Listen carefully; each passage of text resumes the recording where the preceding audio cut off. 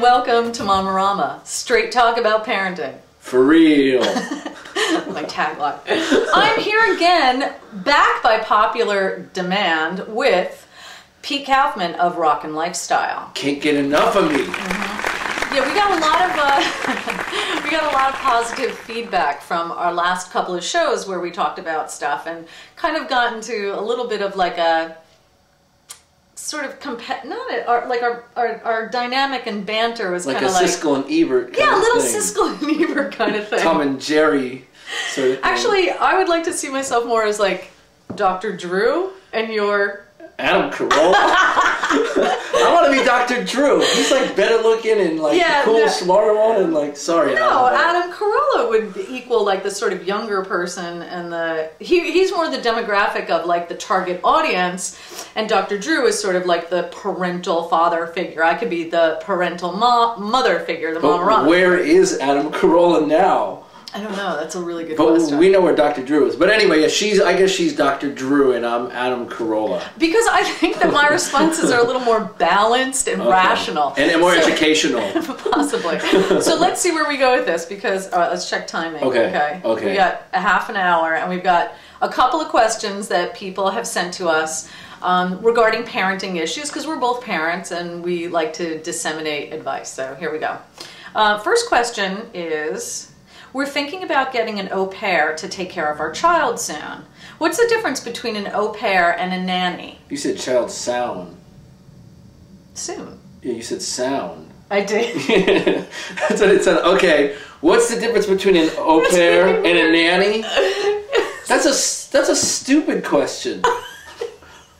One is French and one is English. No, I'm just kidding. That's really good. I never heard anyone say that before. No. One is French and one is English. Come on, man. If you're a nanny, you're like Mary Poppins. Or Fran Drescher. Anyway, no. If you're no, it has nothing to do with that. An au pair, yeah, okay. Kidding. An au pair can be from anywhere, actually. You can get them you can order them from Russia, from South America. But they tend to be in demand from South America around here. They do, yeah. There's a lot of Brazilian ones and Colombian. Yeah.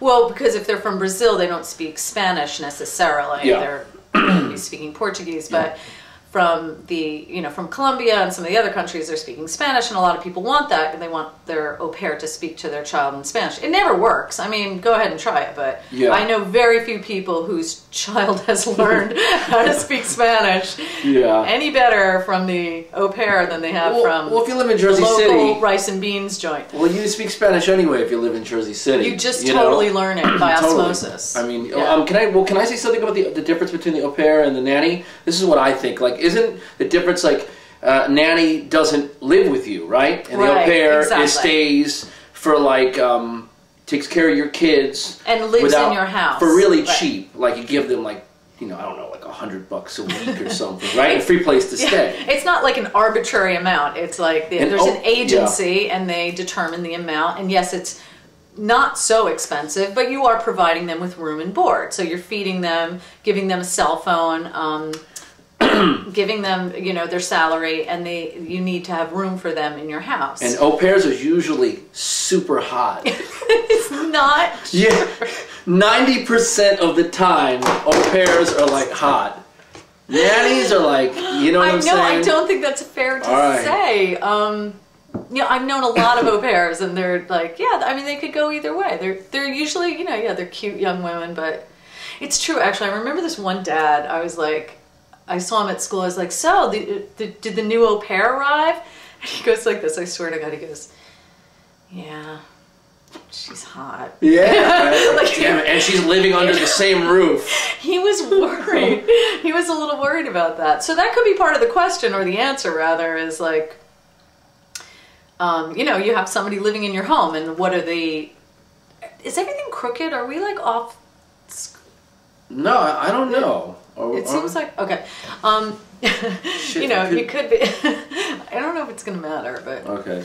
I mean, this person is living in your home. You have to feel comfortable with them. So he was a little uncomfortable with that, but it didn't matter because she was soon fired for ignoring the children when it was a classic actually this is a great ploy for parents to use, right? You get going for the day, you're like, bye, kiss the kids, walk down like 3 blocks, stay out of the house for 5 minutes or so, and then come back because you forgot something.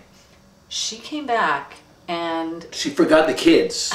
No, she came back and she did not like what she saw. The au pair was on the computer and the babies were screaming and she was clearly ignoring them. I mean, who knows for how long she did this. As a mother, it's your prerogative to ignore your children when they're screaming, but you don't want your caretaker to do that. Yeah, because you're paying them. Right. You demand so. No, well, so the au pair and the nanny, what's the difference? I mean, what's the benefit? I don't know. What's the question really is which one fits? I mean, nanny is easier. I mean, they come and they go home. No, that's not true. Done, For some people, the au pair is much easier because they're in your life all the time. So if you need to leave early for work, they're going to take the kids to the bus or get them to school. If you work late, they're the ones who can put the kids to bed. I mean, and make them dinner and so forth. It really is like having somebody, this caretaker in your house at all times. The only time you don't have her, of course, is on the weekends. Have you ever had an au pair or a nanny? No. In either have I. Because I choose to take care of my own kids. I've had a babysitter.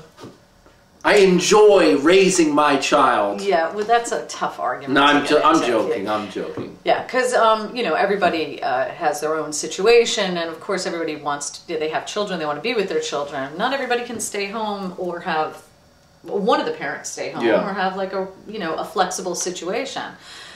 You know, it's tough. It's tough around here. Most families have to have 2 parents working, and fortunately, you know, a lot of people can do their work from home some of the time or have some kind of flexibility.